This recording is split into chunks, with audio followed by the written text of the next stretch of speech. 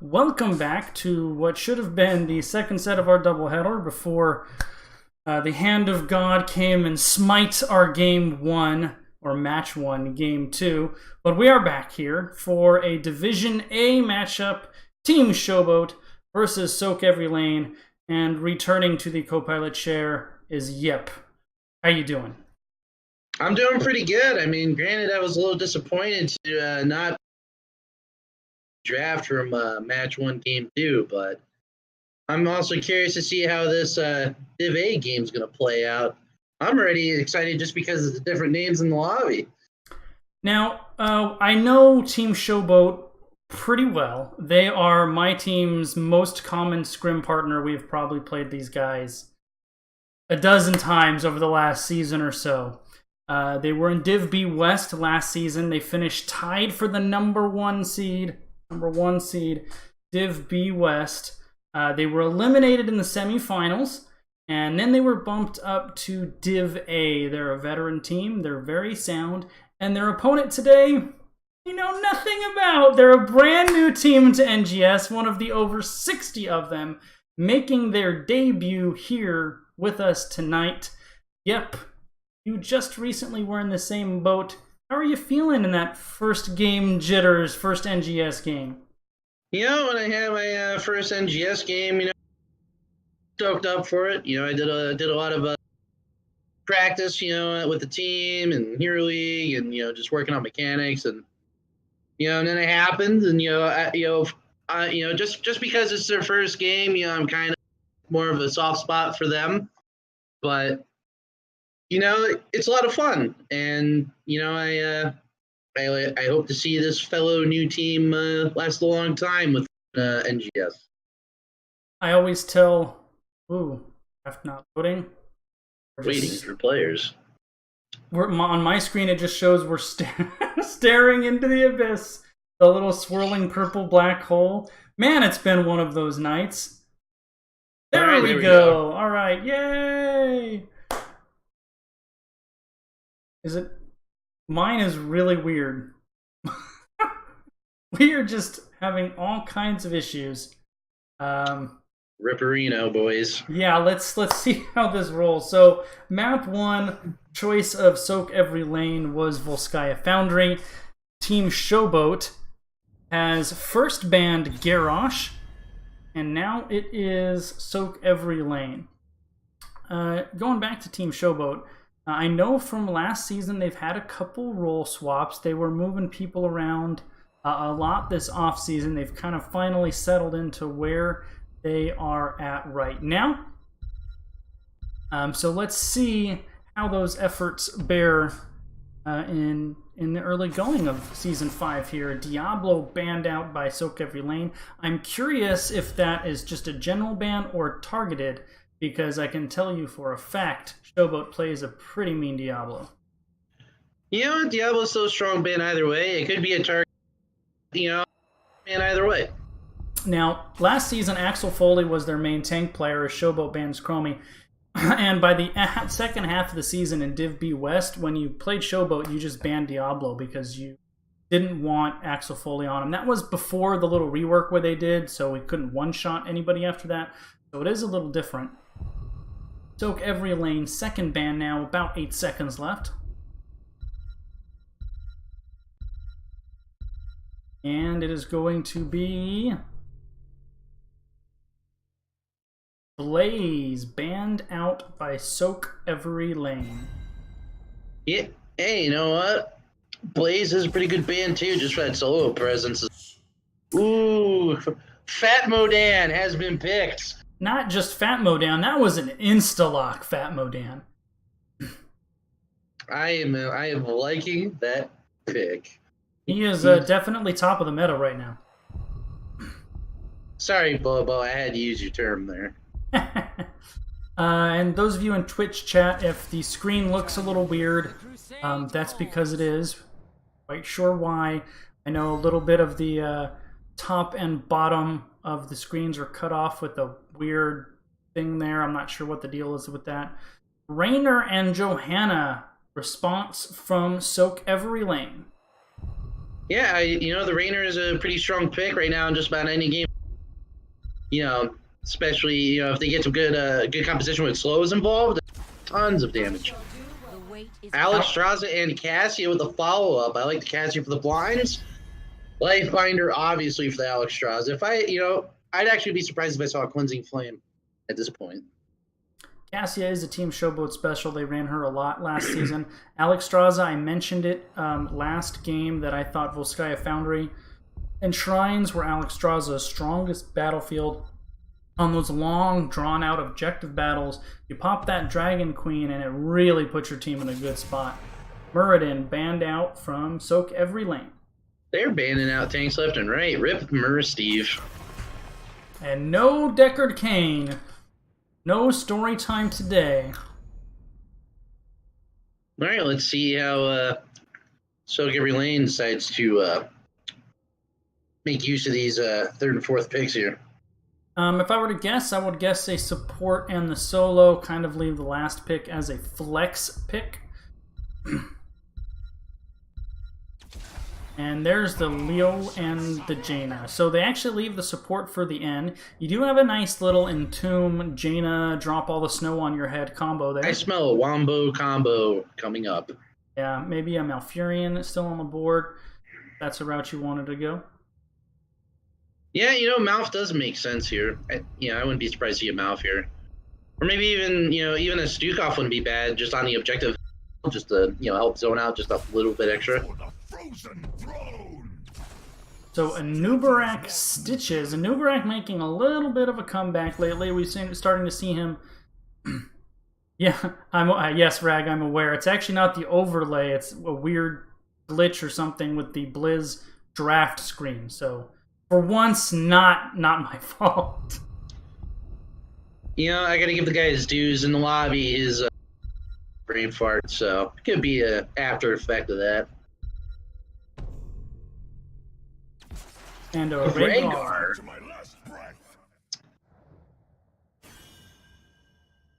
All right. Well, yep. Who wins the draft? Right now, it kind of could be either way, just kind of depending how it's set up. But I really am enjoying the Team Showboat lineup. With the Fat Madan, the Alex Straza. I like the Noob, the dive on the back line towards the Jaina or the Rainer. Cocoon would be great here. The only thing, I really like Soakeverylane's draft, and I also like Showboat's. What I'm concerned about with the Showboat is Stitches is a little bit more of a stay back and hook someone to isolate, and Noob is kind of a dive forward kind of a tank. So you got to make sure those two guys are on the same page there. You don't want to have that kind of anti-synergy with those two guys. But assuming Yonners and Axel Foley stay on that same page, that's a lot of hard CC on the front line. Hook and the double stuns from Anubarak. Yeah, or I could even see it as like Stitches can hook in, say like a Rhaegar or a Jaina, any one of those squishy. A noob can dive forward and kind of try and prevent their team from being able to come help them out, really.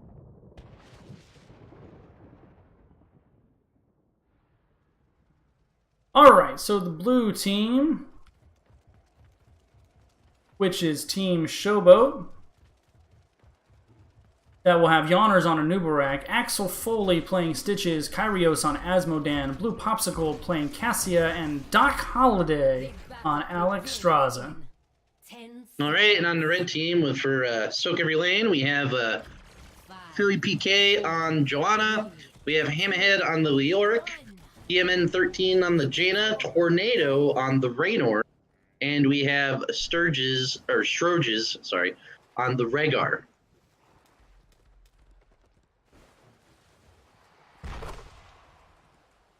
And Asma going for that little bit of an early game dunk, but missed.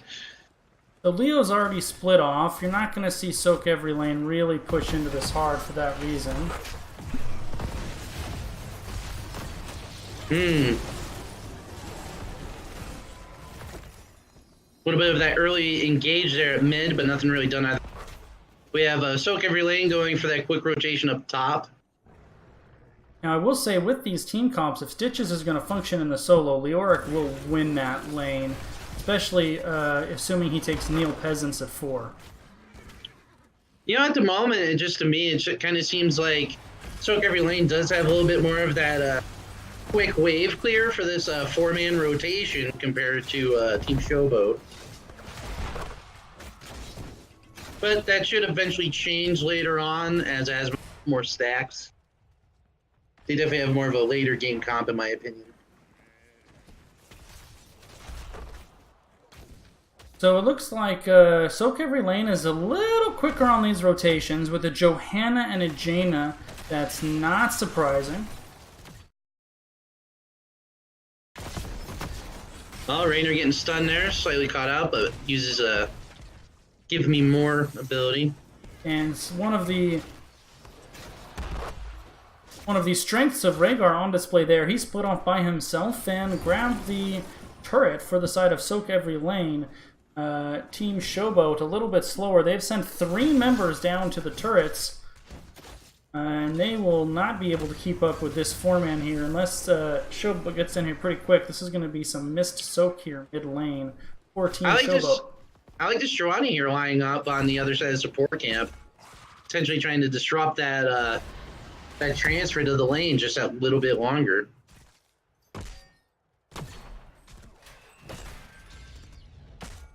But yeah, Volskaya Foundry, you can't, getting your fortification camps, getting that support camp, for the bionic emitter, that's just so important to do. The more utility you have in those, control points, the better. So 2 members of Showboat going to clean up the Merc camp, while all 5 members of Soakeverylane rotated up, driving back Yawners and Kyrios. The rest of Showboat is on their top Bruiser camp. Neither team posturing toward the objective yet. Soakeverylane, though, is on the Bionic Emitter support camp. Members of Team Showboat showing up now. It is a 4-on-4. Yeah, Joanna's doing a decent job of peeling out. They're going to be able to get away with it without taking any essential losses. Yeah, neither team really hard engaged there. Showboat, I think, realizing that with that Asmo, they're really playing for the late game. The longer this game goes, the more in favor it goes to them. I would definitely agree. The more stacks Asmodean has, the more damage he's going to crank out later on. However, if Soakeverylane manages to get some really good engages, just do everything really well, this could be a really quick upset even into the mid game, just defending. But we're going to have Soakeverylane taking the control point now, trying to catch up to a little bit of that 34. The York's going down to the bot lane, kind of trying to push out that Stitches a little bit. It looks like both teams playing for 7. Neither team really committing all that hard to the point. Now Team Showboat looks like they're contesting a little bit harder. Ooh, did not mean to do that. Sorry, chat. And here comes Axel Foley on Stitches. Members of Soakeverylane a little further out. Blizzard goes out on top of the healing circle. Retreat Pink's coming out. A hook onto Leo. That's not the target you want. It does take some damage. Now Soakeverylane re-engaging. Turrets have gone down. Dragon Queen has been popped. Healing Circle greatly bolsters the health bars of Blue. Johanna in trouble. Has to pop Iron Skin. Soakeverylane forced to retreat in the face of Doc Holliday's Dragon Queen. Once again, they will start building up their timer on the objective. Yeah, for the moment, though, it's not the end of the world. Soakeverylane had a little bit of that advantage in terms there. Noob's getting barely manages to get away. Cash and Rhaegar couldn't try to finish him off. They managed to get him, though. Yeah, Yawners on a Nubrak went very deep onto the Jaina, got himself into a little bit of trouble, and they were able to finish him off. Not worrying about the 5v4, though, as their health is much higher. Team Showboat sticking around, dueling this out. Anubarak has spawned now, and he will be returning. And the members of Team Showboat here are definitely healthier than their counterparts. The poke from Asmo doing a little bit of work, combined with the healing from Abundance. Yeah, I kind of feel that, Soakeverylane definitely wants to get this, protector in the, in the early game, but it looks like they're potentially giving enough for them. They're working on getting that maybe to force a little bit more. They're going in for that re-engage. Picked up the turret, did Soakeverylane, and now they're moving in once again. Rhaegar off on the flank, not really here. A lot of damage being taken by Johanna. She pops the Iron Skin. Blue Popsicle going deep. Turret comes down from Soakeverylane. Anubarak gets a triple stun, then pays for his life. However, they traded Johanna for Anubarak. Doc Holliday in trouble. Anubarak, Rainer just got taken out by Asmodan with a dunk. Yeah, the Team Showboat's health is very low. I think they're just going to wait for that turret to time out, and then they'll see if they can go pick up the rest of this first Triglav protector here. Yeah, right now, though, experience-wise, Soakeverylane definitely has that little bit lead. Right now, they're both 99, and actually, Soakeverylane manages to get it. Yeah, I think a little bit of a mistake by Showboat. Axel Foley started to move toward the point. He was just about a second late, and they basically gave up that Triglav without contest. Yeah, now they're just going to get nice value out of it. They're going for the towers real quick. Finishing that up. Typically what you see on this first Triglav is they take down the mid wall, as you've seen, and now they will rotate up to the top lane. Changing drivers, playing a little bit of musical chairs there. Since that second objective pops in the top lane, you prep this top lane, yeah. Yeah, it'd be really nice for him to get that fountain there as well. I give him such an advantage, but it looks like, the Protector doesn't necessarily have the health to do it. They're trying to whittle it down, though, as best as they can. It looks like they are going to get it. Soakeverylane, that extra bit of advantage for them. Ooh.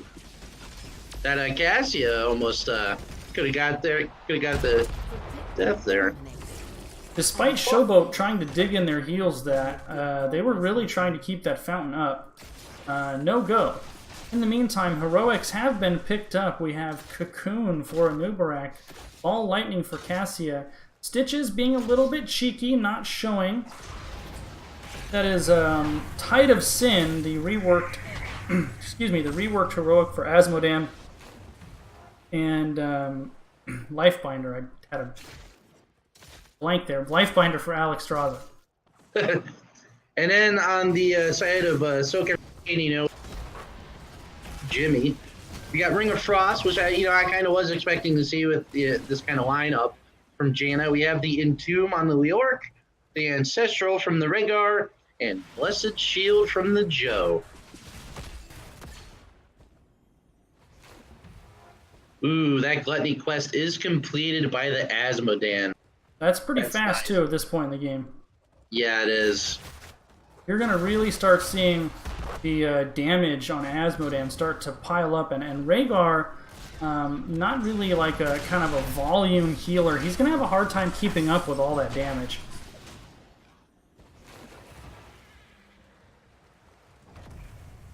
Right now, I'd say Soakeverylane just kind of needs to just play passive. They don't need to be risking anything right now. They have a nice little stable lead. They should just work on getting their 13s. With 235 stacks for the Asmo already. He's definitely going to be deadly in this next control point. Yeah, both teams right now just kind of posturing around the map. Getting as much soak as they can. Getting to level 13 and trying to put themselves in the best possible position for the next objective spawn. You could see one dunk right there from Kyrios took down probably about 15% of Jaina's health, and it's going to start scaling even more than that. Yeah, right now Soakeverylane's going for that support camp. I don't think Team Showboat's really kind of keep an eye on it. If there was a ping, they might be aware of it, but they're not going for it. Yeah, without 13s, I don't think they were going to step up there anyway. Yeah, that is a good point. So kind of the quiet time between objectives finally pops in the top lane. Showboat posturing for level 13. Soakeverylane moving down to intercept them in the mid lane. Blue Popsicle is caught in a Condemn and a Punish and a Wolf Bite and a Totem. And a Ring of Frost catches two. Cassia goes down very quickly.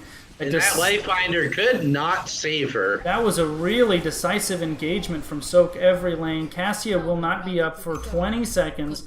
They will get a very sizable lead on the second objective. Team Showboat now looks like they're going to go into bottom maybe, get some extra... No, they're going to grab their turrets And then Cassia will be up in time to go up and contest Objective B. You know, that's one of the things I kind of liked, though, so far from this Soakeverylane team. You know, it seems like they know already that the Asmo stacks are just going to just gradually get worse. So they managed to get that pick, and now they're just kind of soaking, leaving Rhaegar up there. They're going to try and take out or whittle down this fort as much as they can. That dunk misses on all of them was actually really beneficial for him. That actually hit Raynor. It chunked Raynor pretty good. Jaina just missed, though. Yeah, I saw a 3 miss, so my apologies.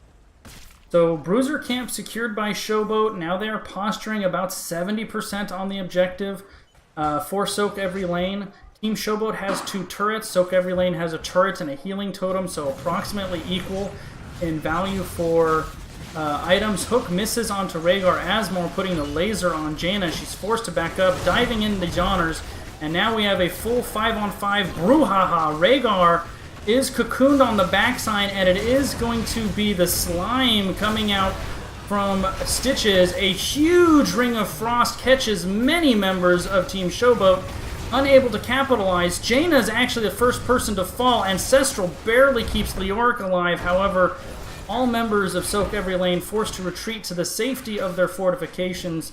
The objective now in control of Team Showboat.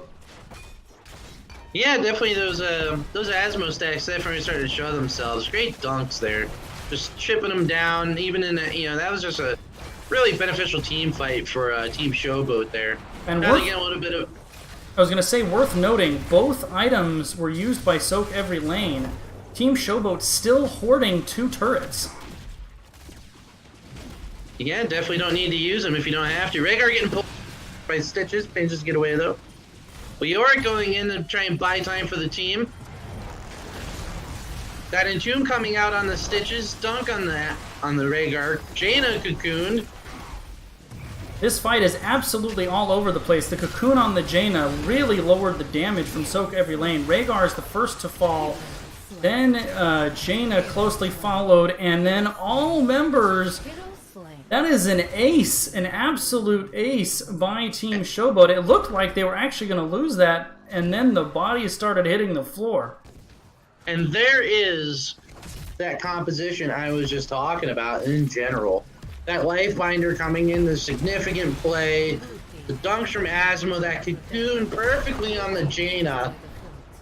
So right out the gate, there goes DPS, the damage that, Soakeverylane just put out was just instantly mitigated by Lifebinder. Just beautiful plays.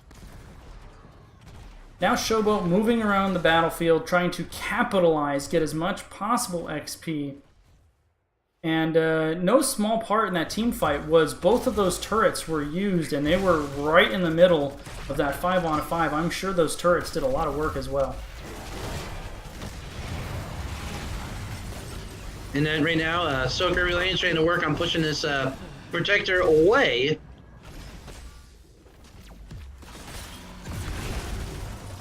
So it's just coming in down, actually fully coming down on the flank.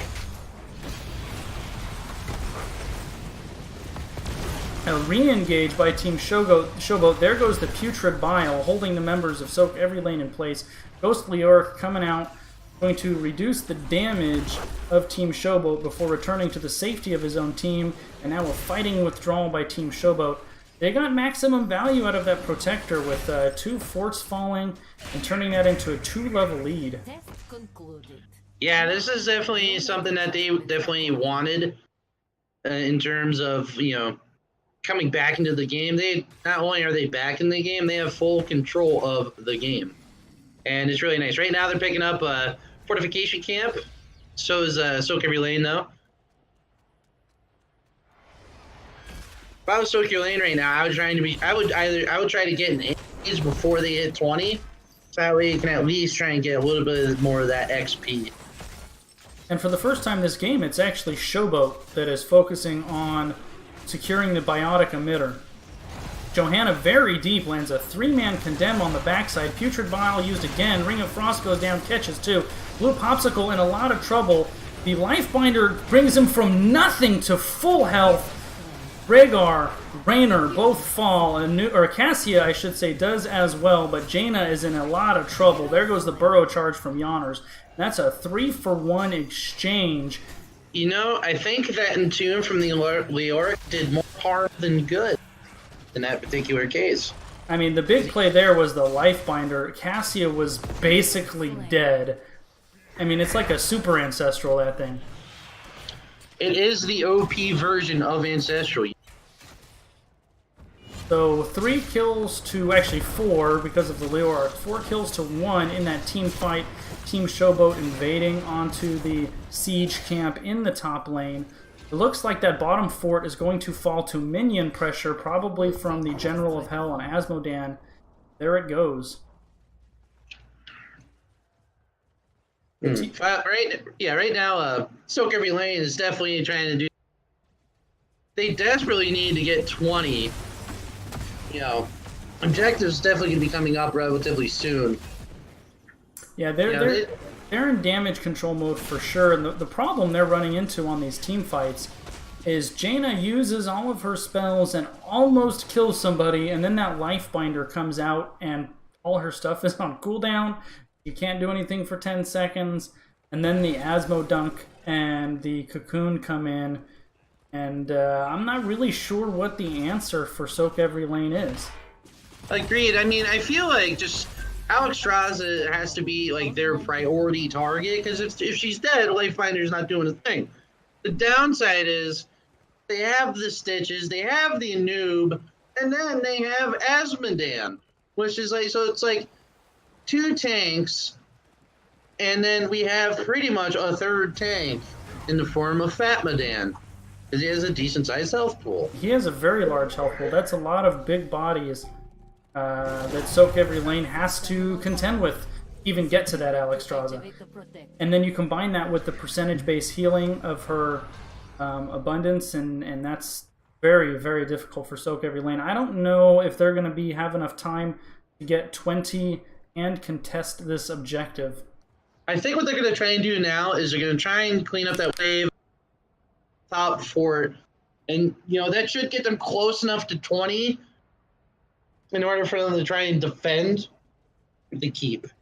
But I do know this protector is going to make or break the game. But it's not just the Triglav, yep. 3, count them, 3 turrets for Team Showboat. They have a collection of them that they can use when they're pushing down the lane. Now, I love what Soakeverylane is doing. They're pushing as hard as they can. Now the bees come out when Showboat shows in the bottom lane to push on to keep. This is definitely danger zone. Yeah, this is here definitely for Soakeverylane. This is definitely win condition right now for Team Showboat. We are getting hooked, but he manages to get away. Right now, I think Soakeverylane needs to just desperately do what he can. The front lines, particularly Leoric, is really chunked out here for Soakeverylane. This keep is 100% going to fall. It's just a matter of how much further they can take it. Ancestral does go out on a Jaina on the backside, so no more Ancestral for Soakeverylane.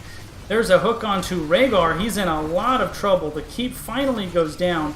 Philip is way in there, tanking the turret, tanking Stitches. Leoric goes down. This Protector about to go down as well. Yeah, but we have to realize that Team Showboat still has all of that utility. Lifebinder to keep everyone up. Cassia, though, unable to stay up. There's that huge AoE percentage-based healing, and this is a barroom brawl is what this is. Everyone all over the plate. There's those 2 turrets tanking the core.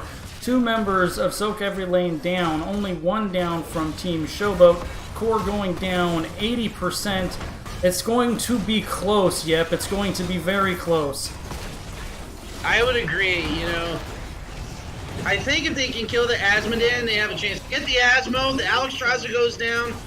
Right now, they're desperately trying to stay in this game. Axel Foley is going to get picked off as well. A quad kill for Soakeverylane. It is their redemption right now.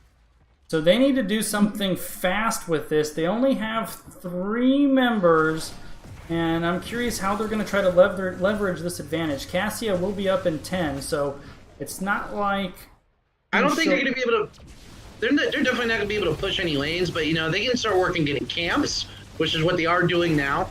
They try and push out, like get a siege camp, try and push out the top lane. They definitely need to be mindful now of the bot lane that is wide open because of the catapults. Yeah, Leoric's going to be playing a little bit of goaltending duty in that bot lane. And, of course, the back door is open now basically at any time for Team Showboat. Now, it looks like, that little raider there is definitely going to the fortification for the rest of them, trying to scout it out some. There we go. They're working on taking that too. Now, in 3 seconds, the whole team of Team Showboat will be working on getting their own siege camp now. So both teams up. 5-on-5 on the battlefield once again. But obviously a major structural advantage for Team Showboat. They've only lost 1 fort thus far. Agreed. However, I do like this potential that Soakeverylane has in this scenario now. If they manage to pick off the Alexstrasza either before the objective or right at the beginning of the objective with their utility that they have, the 2 turrets, the bionic emitter, there's just really good potential there for them. But they need to know their cards right. Right now, I like this Anub. That wasn't a bush. He got picked out by the Raider, though. So 4th objective's popped. Will be the mid lane again. I think we can pretty much call GG if Showboat manages to get this for the most part, with their core already at 59%. Jojo gets hooked, stunned. Iron Shield is already out. Ring of Frost catches nobody. And Rhaegar is cocooned. Team Showboat getting aggressive. I like the fact that that cocoon, though, was already used because he can't use it in DPS. The Azmodan goes down. The Cassia goes down. That is perma-ball lightning, though. They need to split up. That thing is going to keep going. Yeah, it's like the polymorph from Medivh, and people just like to run into you with it. So 2 members from Team Showboat, they looked so strong early. Hook onto Leoric, that's not who you want to hook. However, the last couple of team fights, they have looked very vulnerable. That life binder on the Stitches saves his life. For the time being. They're getting that mid-fort, though. However, catapults are on the core. They don't realize this game's going to be over, maybe? Have they locked? This is game. Is Jimmy going to get back in time? Nope. Catashots. Game over. Winions. Oh, no. Winions. They had the comeback moment. Oh, no. Wow. You know what, though? I'll give, despite the fact they didn't catch the fact that their core was dying, that last team fight was just really good. However, I feel like Team Showboat, erroneously, put the cocoon on the Rhaegar instead of like a Jaina or even a Raynor, because that's what they were doing for most of the game, and it paid off. Yeah, for sure. The late game team fights were definitely in favor of Soakeverylane, which with an Azmodan isn't really what you would think. But yeah, great comeback to really pull that game closer, and a solid core defense. Just I'm not sure if that was Showboat holding them there from her thing, or they just didn't notice the MVP Katas pushing down the core. But game 1 going over to Team Showboat. Yeah, that composition, though. My composition that I picked, I wasn't wrong in that sense, but that was just a straight, slugfest in some of those fights. Even if they weren't necessarily going, Soakeverylane and a lot of the times, but still, they were just some blowouts. They were great to watch.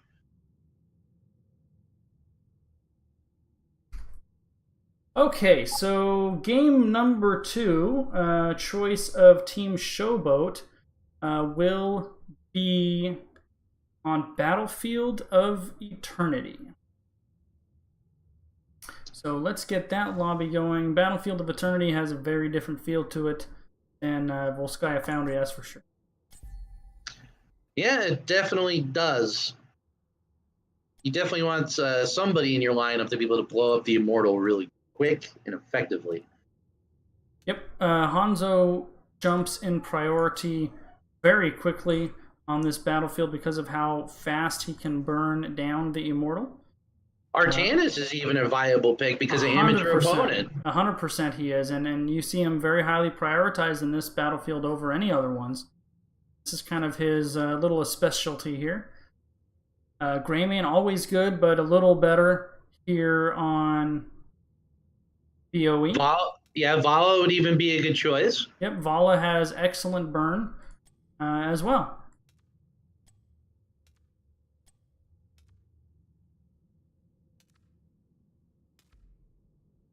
All right, so getting the teams in here, have all the invites sent out.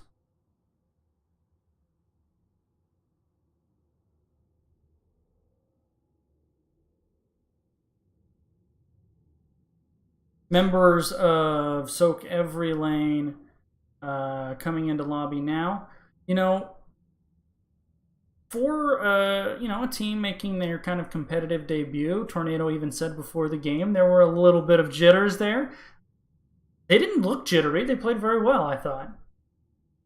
Yeah, I thought they did, pretty good as well, especially for their NGS debut.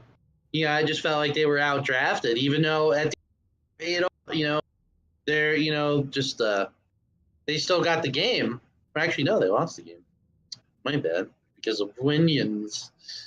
Yeah, that's definitely... But, we've all been there where we lose to the Winions, and you just kind of like, oh. Yeah, but in a competitive setting, I wonder how that team is feeling right now, due to the fact that they lost purely because of Winions. I mean, it wasn't purely because of Winions. It was the felling blow, if you will, was from Winions. Good point. But let's see how game number 2 goes. Let's see if Soakeverylane can redeem themselves in game number 2 and pick up that win. And we already have improvement over game 1 because the weird draft glitchy thing is not here. It looks just how it's supposed to. Excellent. I'm glad that it fixed. Yeah. Weird. Like, it was weird. It dropped me out of the party and said disconnected from Blizz client for 1 second and then brought me back. But everything was bizarre.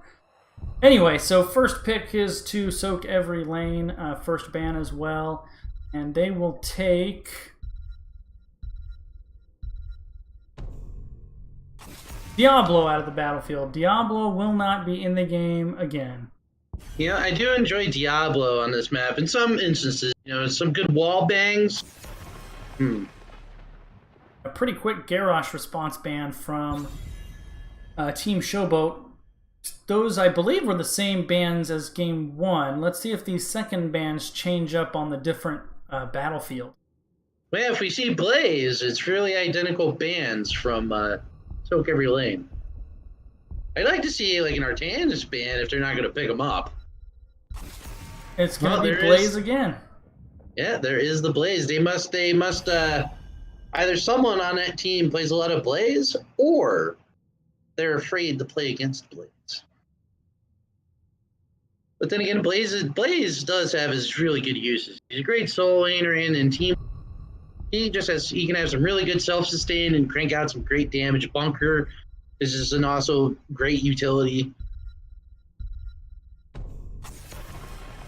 Asmodan, that one's a little bit surprising to me. I don't think he's as potent on the 2-lane maps. But all of the burners that we talked about, everyone's still on the board. Yeah, let's see what Soakeverylane picks up here. Will it be a first pick Artanis possibly? It will be a first pick Raynor. Not a horrible pick, not too shabby. Raynor's is good overall. Now, I do wonder on BOE, pretty much always these days you're taking Ace in the hole with him.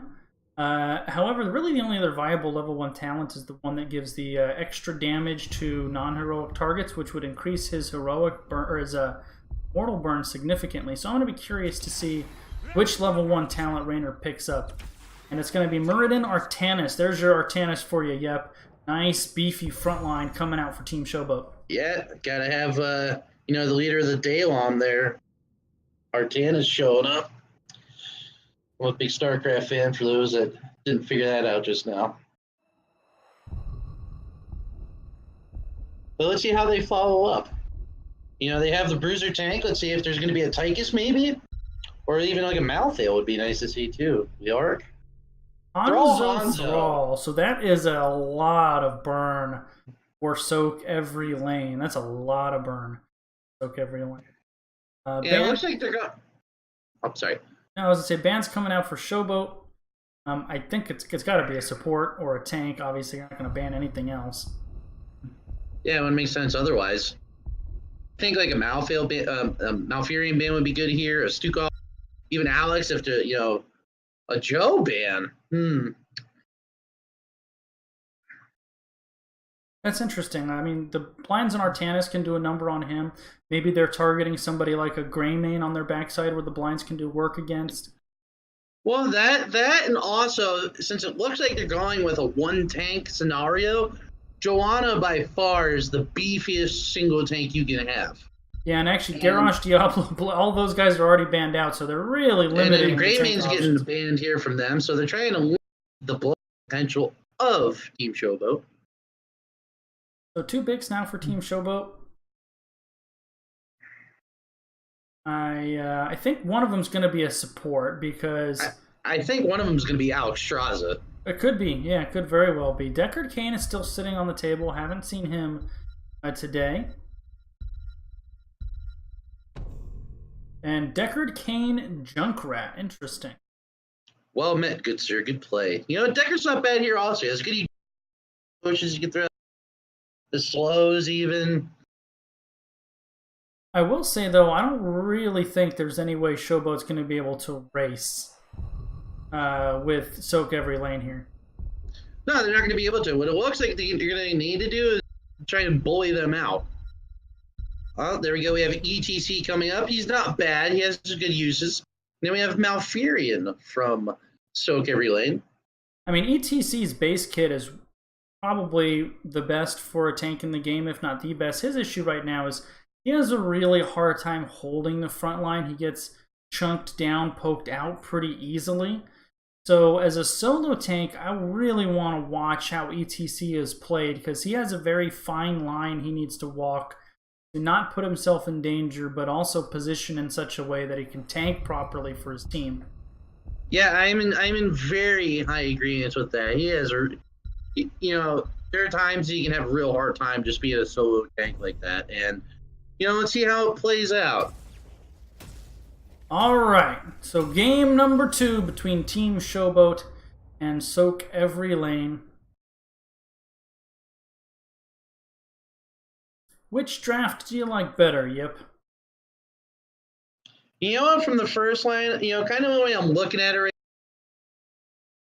now, his lineup, you have more blow-up potential on the Immortal, so they're trying to play to the objective. You also have some more overall damage. However, on the flip side, I feel like if Team Showboat can bully these guys out and maybe get a pick, or even if they can get that ETC out and blow him up, then Soakeverylane is just going to have a really hard time trying to, push those guys back out.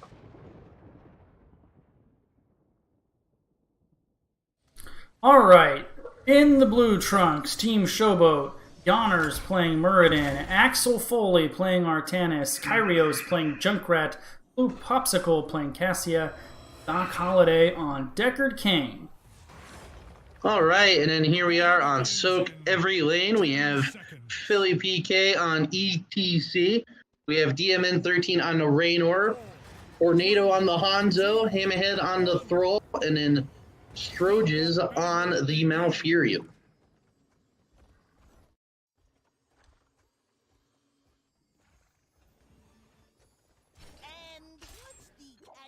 The day.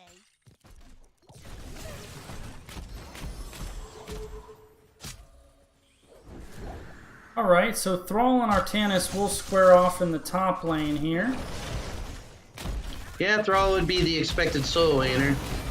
There goes Great. Flanking ETC, power sliding in strong and forcing Yonners to really withdraw there. However, all those Gatorades laid out by Doc Holliday means he's right back up to full health. Yeah, but so it was a nice initial setup. You know, I had to, you know, maybe make that Muradin kind of maybe reconsider about going out so far.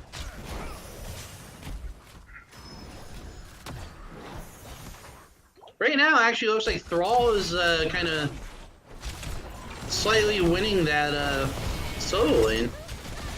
I was actually expecting the opposite. So Malfurion goes down, and ETC going down as well. That's kind of what I was worried about with him. He just gets poked down so easily. I didn't really get a chance to talk about the comps. I actually really like Soakeverylane's comp, except for ETC. However, they were choked out of the tanks so badly, their choices were pretty limited. I don't know that he's going to be able to stay up. Look at him just melting right now. He has to fall backwards.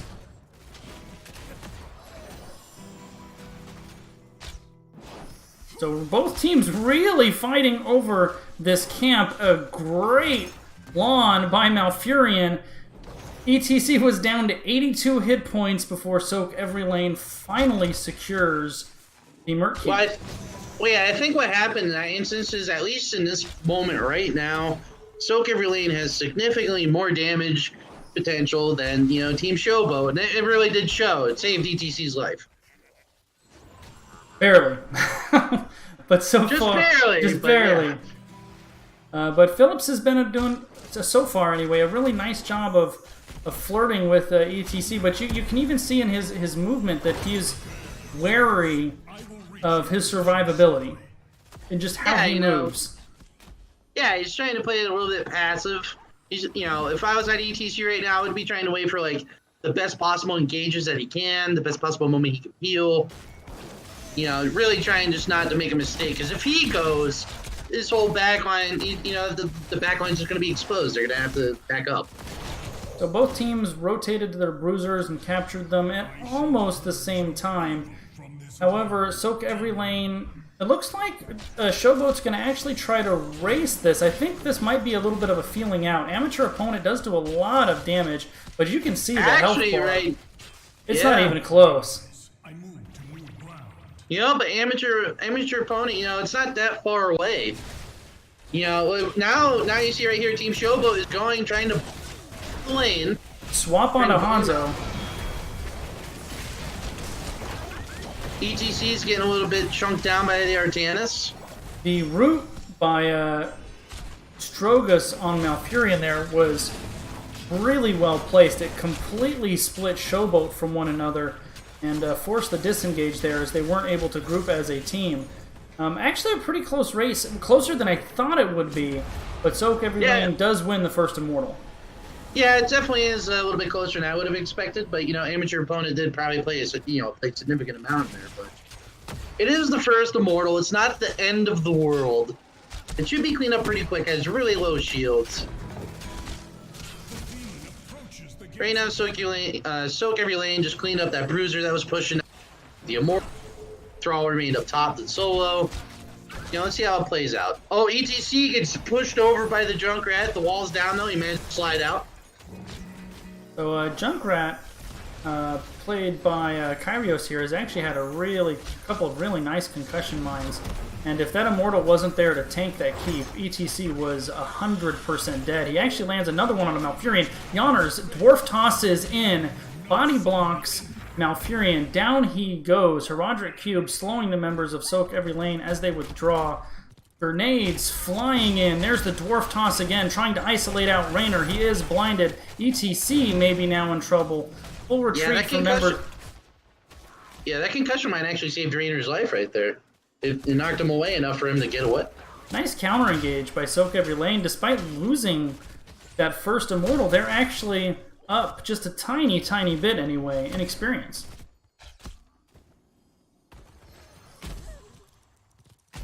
So this is going to be the calm before the storm. Both teams are going to posture around and wait for things to do before the next Immortal phase. You know, the good thing right now for Soakeverylane right now. You know what? Yep, you're going to have to repeat all of that you cut out for some reason. Well, I was just trying to say I was actually really surprised that Thrall was actually winning in the top lane right now. He made Artanis have the Hearth. I mean, Thrall is one of the more flexible heroes right now. He can be in the 4-man or the main. He can split off as a solo, capably, obviously. A big scroll of sealing and a concussion mine. The CC and displacement from Junkrat and Deckard Cain causing problems for Soakeverylane. An aggressive rotation by Yawners. Stormbolt hits ETC, and both sides posturing now. Thrall is on Showboat's Immortal while the rest of the members are here down at the bottom. Now, power sliding retreat by ETC.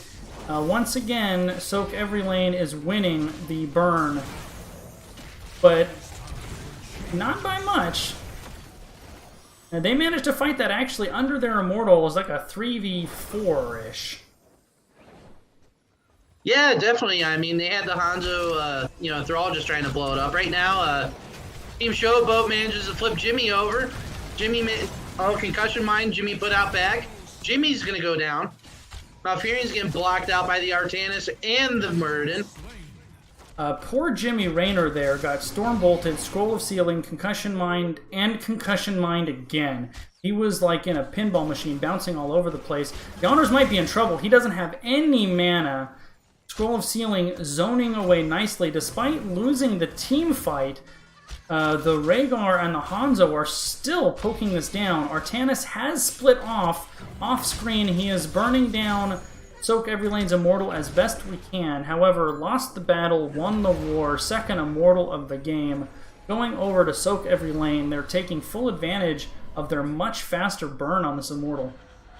Yeah, however, though, I will give Team Showboat the credit for the fact that, you know, they're staying in the game in terms of experience by getting these picks that they're getting. Right now, they have the only kills on the board. Yeah, and as the game goes on, of course, those kills mean more as the timers get longer. That is true. So right now in the early game, you know, I'm going to probably say that, you know, Soakeverylane is definitely going to, you know, have that advantage. They're going to get their 10s, you know, a little bit quicker than Team Showboat. Oh, concussion mine onto the ETC, slides out, stuns the Muradin. But, heroic abilities picked up for Soakeverylane. We have Dragon Arrow, Mosh Pit, Sunder, and Malfurion and Raynor currently holding. Gotta be careful with the Sunder Mosh Pit. You can very easily sunder people out of and into a Mosh Pit. Yeah, and both ways. On the sides of Team Showboat, you know, their ultimates have been picked. We have Lornado from the Deckard. We have Riptire from the Junkrat. We have Haymaker. We have Suppression Pulse from the Artanis. And then we have a Ball Lightning from the Cassia. So Haymaker, Playmaker coming out for the Muradin. So even more CC, more displacement. In the top lane, Soakeverylane is really pushing forward, trying to put some pressure on this top keep, forcing a response from Team Showboat. And now we're going to have a 4-on-4 in this top lane while Artanis and Thrall continue to square off in the bottom. Concussion mine into ETC. He is in no man's land, and down he goes. Another big concussion mine coming out of Kyrios. Dwarf Toss, Stormbolt into Malfurion and the Playmaker, splitting him out from his team. Malfurion running for his life, however, he will escape. Yeah, you know what? That Junkrat right now is actually, he's a really good player team right now. Ooh, Twilight Dream being used on that Artanis. It paid off, though. He goes down. So he will be back just in time to contest this Immortal. Both teams are rotating to their respective bruiser camps. It's actually nice to see a kill on the board for Soakeverylane. Yeah, despite their lack of kills, they've secured both Immortals. They also have a structural advantage. Team Showboat really can't afford to give over another Immortal here. Soakeverylane already in position, and they are burning this thing really fast. Yeah, there's that ETC being chunked down. Just a little bit of health now. Yawner's dwarf tossing in, haymakering Raynor away. Lornado comes in, kind of splitting this battle in two. Down goes Ball Lightning, only bounces twice. Stormbolt goes on to Thrall, and there's a huge four-man mosh pit followed by Dragon Arrow. It was interrupted fairly quickly, though. A long, drawn-out battle, but nobody going down quite yet. Finally, Artanis falls. A counter kill with a Riptire onto the Hanzo. And once again, despite the team fight, Soakeverylane wins halftime. They still have a push on keep here in the top. This wall is going to fall. Team Showboat doing their best to burn down this Immortal. Well, yeah, here's the thing for Team Showboat right now. Granted, they have the Bruiser up there. Artanis is going to go deal with this shield as low as possible before, Soakeverylane just, finishes theirs off. Luckily, though, they've been getting the shields down low every time, but the goes... And the more often Soakeverylane does get these objectives, the more deadly it's going to be costing Team Showboat. Yeah, they have 13 talent tier advantage for this push. This bottom fort is going down. There's just no if, ands, or buts about that. Yeah, that fort's forfeit. I wouldn't be surprised right now. I mean, I'd say if Soakeverylane manages to get a pick, they could even get a keep out of this potentially. Yeah, and if you're shot calling for Soakeverylane, that's what I'm calling in comms is that's what I want is a keep. You kind of just want to set your goals going in with this push. We want keep, boys. ETC's getting flipped over though. He doesn't manage to get out, so that's actually bad for Soakeverylane. Yeah, that's the Immortal's second. Gonna get blown. That's the second time Kyrios has hit a big concussion mine to isolate out the ETC. Riptire coming out very late and running after Soakeverylane. It's going to catch them probably, but not do a whole lot. Just hurt their pride. If I had to pick an MVP right now, just from this map, I would definitely give a thumbs up to that Junkrat.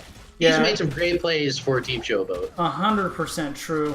I like Showboat's call here. Take the fort on the other side. That should be free. And the first fort to fall on the side of Soakeverylane. So 7 kills to 2 in favor of Showboat. However, 3 objectives to 0 in favor of Soakeverylane. And the result is pretty even in talents.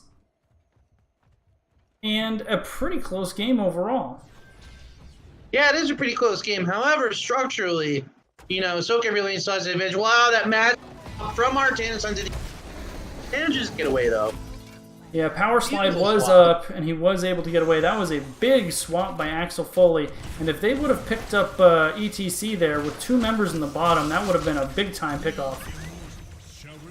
There's another concussion mine isolating out ETC one more time. He actually was concussion mined onto the bear trap. Well, I think they're figuring out that they need to kill this ETC in order to be able to get to the damage. They just need to be able to, kill him out and then the damage. So Team Showboat is sharking around for a pick. Yawner's has found Malfurion.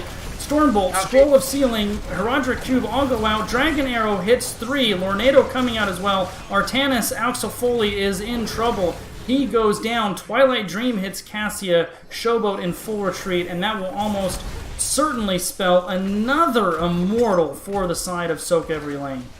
I would agree. Right now, it's not looking good.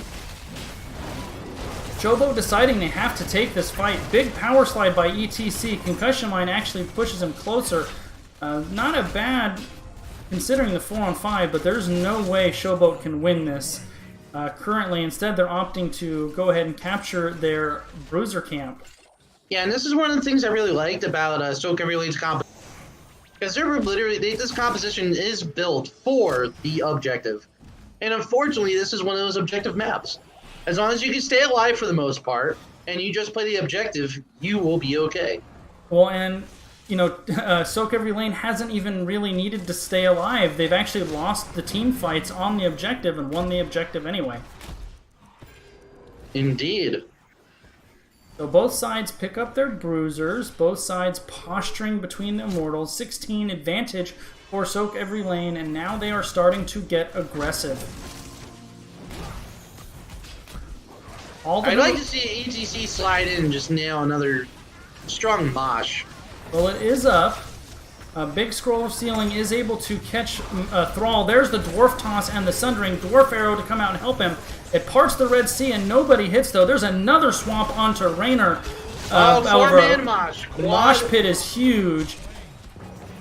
And that's a 2-for-1 for Soakeverylane. That would have been... I was going to say, that would have been even worse for Showboat, but the Immortal actually interrupted the mosh pit.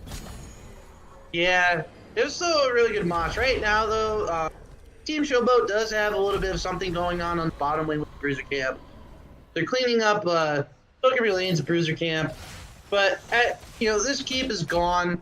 If they pull a good defense, they might be able to save core. But even, this could be a potential game-winning scenario here.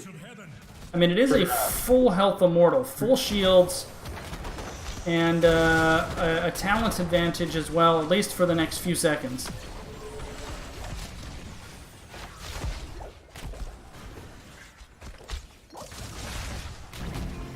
Both teams posturing, Kyrio's throwing out the grenades, poking. Immortal still has shields, though, and this keep has gone down. Soakeverylane decided discretion's the better part of valor, though, and despite a very healthy Immortal, they have actually chosen to withdraw, content to destroy the keep only. This is what happened to me last. We did exactly the same thing. I mean, I understand that Immortal was going to be burned down pretty quickly under core. Both teams on the same talent here. You have all of your structures up. All members of both sides were up. So I kind of get it. Sometimes it's better to live to fight another day. Yeah, they were making the more of the safe play. They're trying not to risk anything. They're trying to secure that win, so they're just trying to play as safe as possible. Although now Team Showboat coming down to address this push on their bottom keep. With a big minion wave and a mercenary camp as well. However, Junkrat just obliterates that wave. It's just not there anymore. Junkrat said, hello, goodbye. So Soakeverylane doing a really great job of manipulating the map. They forced the rotation from Team Showboat, and then they rotated away. They will pick up the top mercenary camp now, forcing a response from Showboat controlling the map. Yeah, they're definitely going up to engage. ETC there in the bush waiting for any kind of potential. Team Showboat doing the same. They're trying to set up an ambush here. And ETC is going to be the target. He does power slide to safely. He smelled... Something smelt funny, and he does get max range swap again. But it puts Axel Foley actually ended up the bad recipient of that. He was way too far forward. However, Riptire does a ton of damage to Malfurion. That dragon arrow killed Artanis. Absolutely, it was a snipe job from who is DM who is playing Tornado on Hanzo. He absolutely split the members of Showboat and took down Artanis with the dragon arrow. And the fourth, every Immortal going over to Soakeverylane. Team Showboat, they're on life support right now. Yeah, definitely. It's not looking good for Team Showboat. They are going to have... It's going to be another full shield Immortal coming at their door. A full shield Immortal, potentially... I don't think they'll quite have time to pick it up, but potentially level 20 talents. They do have one last defensive structure up, but... they do have this wave here. They got two here. They got the Bruiser camp there. They might be able to get close to it, and when you get closer, they might be able to...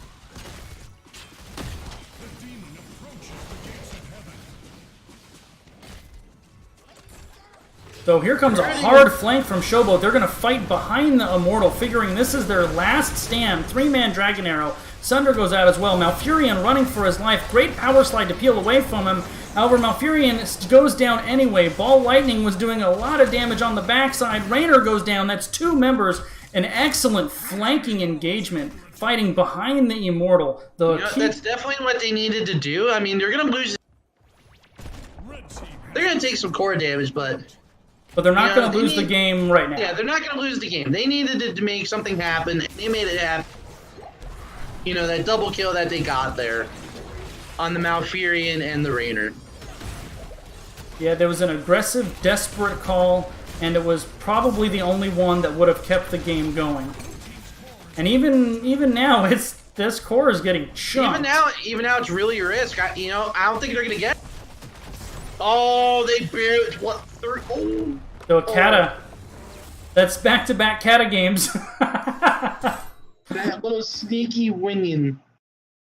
So a 1-1 split. Soakeverylane responding after a little bit of an up-and-down game 1 with a very solid showing in game 2. Yeah, that was really nice turnout from Soakeverylane. He really just redeemed that first game. However, though, Team Showboat definitely landed some great kills. And they really did put up a good fight in the second half, but they just didn't have the follow-up damage for the Immortal. Yeah, I think that really was the deciding factor. I mean, the first couple objectives, they were winning the team fights and then losing the objective. They just couldn't keep up with the burn. Yeah, and then as later on as it got, even if they get a pick, just the burn was just even that much worse later on. So, just it was a great series overall. There was just some really back and forth moments in these games. So we're going to see if we can get Tornado in here for a little post-game chat. Get his thoughts on his squad's NGS debut. Sounds good. I would think he's got to be pretty happy about it.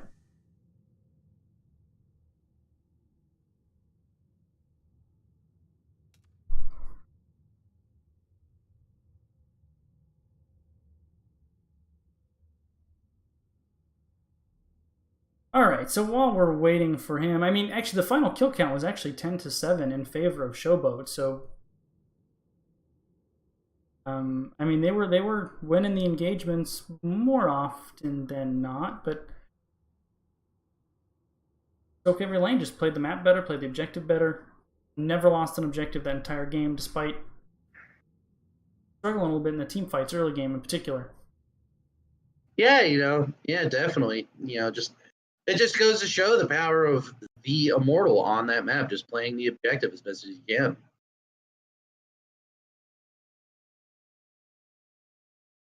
Yeah, for sure. And I was, I said I was thinking if I were those guys, in your first set, getting a nice competitive split like that, I think you're feeling pretty good about yourself. I would agree. I haven't had that yet. I haven't had that yet, but I'd imagine it would, especially to come back from that first Volskaya game. Where they lost just by the skin of their teeth. Just because of the Winions and on top of the the pressure from before that. But I imagine for them, they're probably thinking like, this shows that we can compete in the next game series. So while we're waiting for Tornado, very quietly on the backside is NGS's producer observer extraordinaire, and that is Falendrith. And I wanted to say thank you to Falendrith for doing all of the back end stuff and making my job so much easier. So thanks to Falendrith. And You're the real MVP. For sure. I think we actually have Tornado here. Are you there, bud? Yeah, hey, how's it going? Good, man. Congratulations on that big game 2 win. How you guys feeling after your first NGS set here? Really, really good. I guess we didn't really know what to expect, especially once the divisions came out and we were in A. It seemed really high for a bunch of free agents that kind of just threw a team together. But yeah, I mean, we've just been trading games back and forth with everyone. We scrimmed everyone we today, obviously. Um, yeah, we're super stoked to be here and playing. Had you guys scrimmed with Showboat before your matchup with them? No, we haven't scrimmed with them yet. I'm excited to play them again. There's definitely some stuff that they do much better than us. So we'll have to hopefully learn from them a little bit. The Diablo ban, I'm curious, targeted or just kind of something you'd want to see?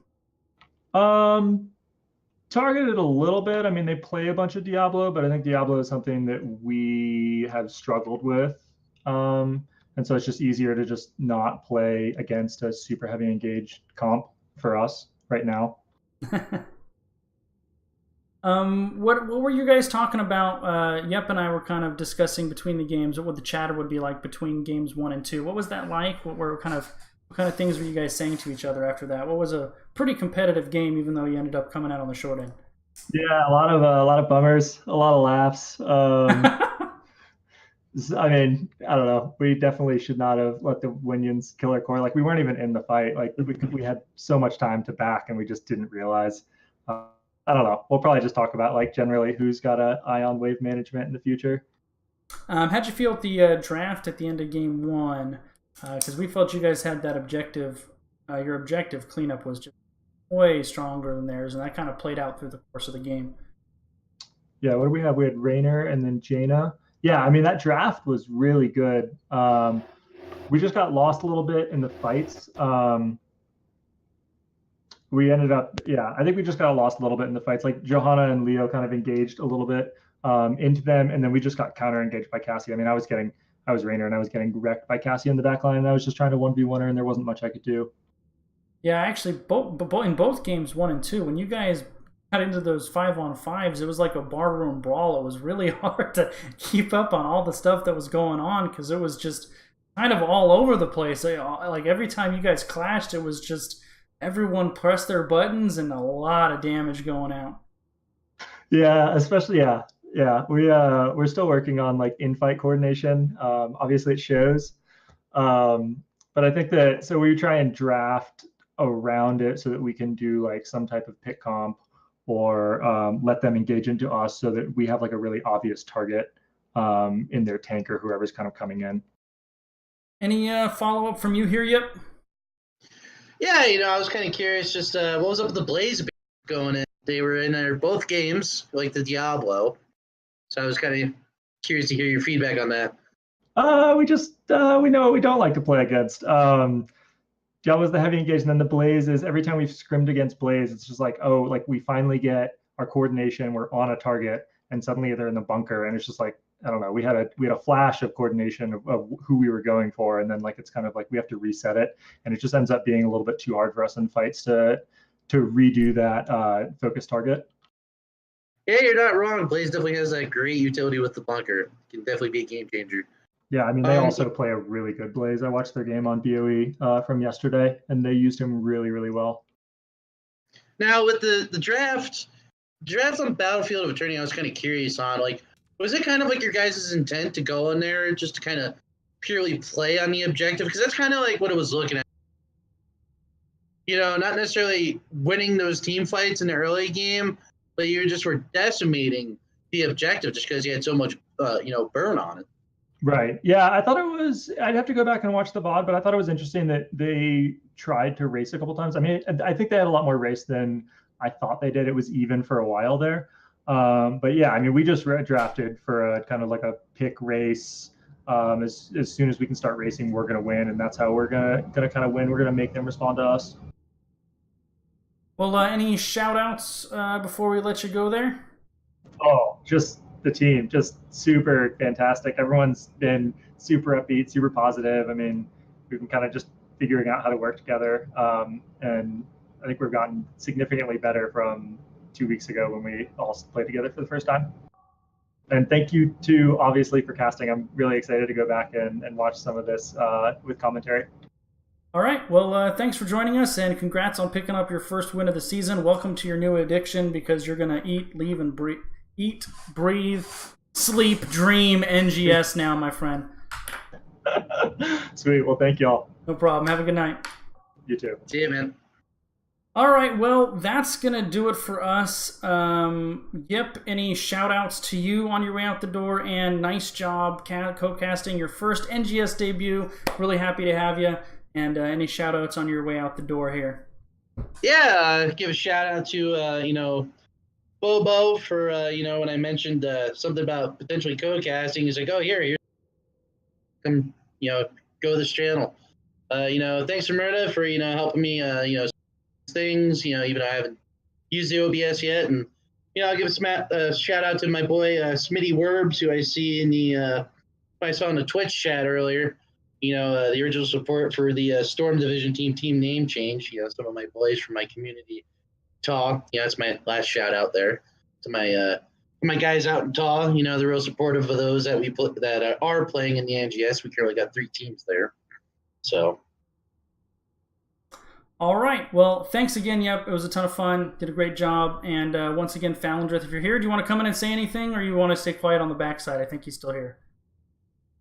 I think he's still here too. I'm still here. So Falendrith, our observer producer extraordinaire, thanks for helping me out. I don't have to press nearly as many buttons. It's always fun when you're here. No problem, man. It was fun. And that's going to do it for me. Thanks, everyone, for tuning in. We will be back next week. I believe my first cast next week is on Wednesday.